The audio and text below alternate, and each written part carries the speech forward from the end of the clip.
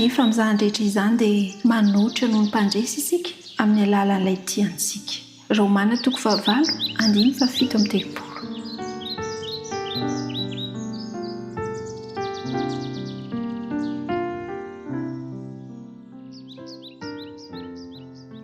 Nomen'Andriamanitra hery isika, ary no io hery izay omeny antsika io dia manoatra noho ny mpandresy isika eo anatrehany zavatra maro izay atrehintsika.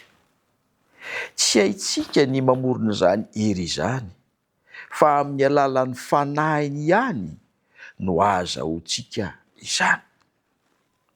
Ilaintsika ny anana fahatakarana lalina ny momba ny toetran'i Kristy sy ireo zava-miafina momba ny fitiavany izay mihoatra noho ny fahalalana rehetra.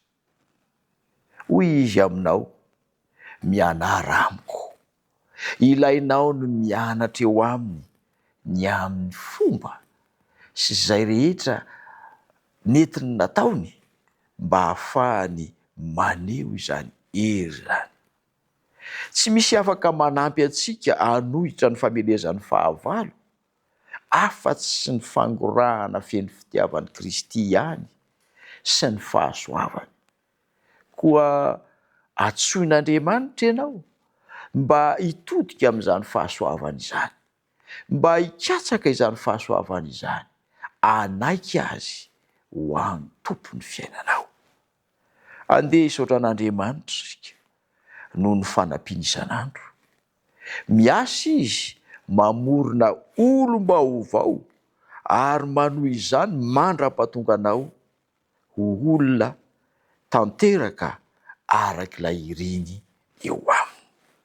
Tsarovy, tsy mba manao atsirambina velively ny asa izay napetraka tamin'i Kristy.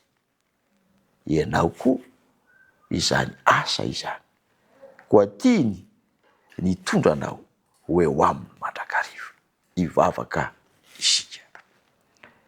Tompo Andriamanitra io, misaotra satria nomenao indray ny maraina vaovao. Nomenao ihany koa ny teny milaza aminay fa manoatra noho ny mpandresy izahay amin'ny alalan'ilay efa tianay. Ao koa tsarovanay izany. Ary misaotra no nampahafantaranao anay, fiamiasa ho anay mandrakariva izy mba hahatonga anay ho toafa toetra eo amin'ny androm-piainanay manontolo.